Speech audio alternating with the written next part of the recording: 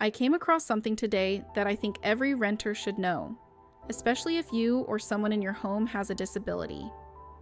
Most people think home modification grants are only for homeowners. That's actually not always true. In Virginia, there's a program called RUAM that can help eligible renters pay for accessibility improvements like wheelchair ramps, widened doorways, and roll-in showers. And Virginia isn't the only place to look. Many other states don't call it RUAM, but they may offer similar help through Medicaid waiver programs, state disability agencies, housing authorities, or nonprofit organizations.